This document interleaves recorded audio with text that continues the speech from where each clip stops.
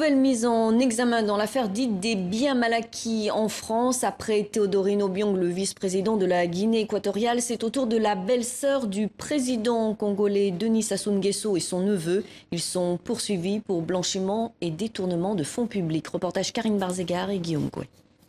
Mardi, maître Jean-Pierre Viala a dû encore accompagner 2 de ses clients chez le juge d'instruction. Le dossier en cours, les biens mal acquis. On va gagner, c'est clair. Parce que c'est la loi. En l'espace de 5 mois, 5 personnes, tous membres de la famille Sassou Nguesso, ont été mises en examen. Chef d'accusation, blanchiment de détournement de fonds publics commis en France. À raison de la mise en examen, je vais vous faire une nouvelle qui va vous surprendre. On s'en fiche complètement. On n'est pas concerné.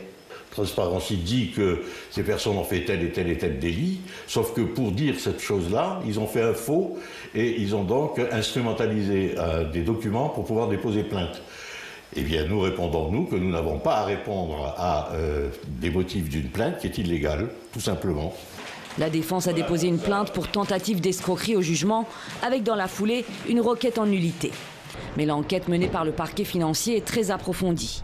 L'entourage du président est soupçonné d'avoir détourné des millions d'euros d'argent public via des sociétés offshore pour son train de vie personnel.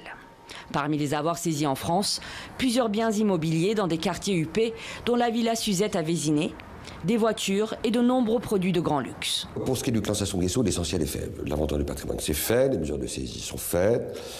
Il y a sans doute encore un certain nombre de vérifications ou de membres du clan à mettre en examen. Oui, on pourrait s'acheminer vers une clôture de l'information à la fin de l'année et un procès peut-être fin de l'année prochaine. Le premier procès de l'affaire dite des biens mal acquis s'est achevé le 6 juillet dernier à Paris, avec pour accusé un responsable d'un autre pays africain, Théodorine Obiang, vice-président de la Guinée équatoriale. Le jugement est attendu le 27 octobre prochain.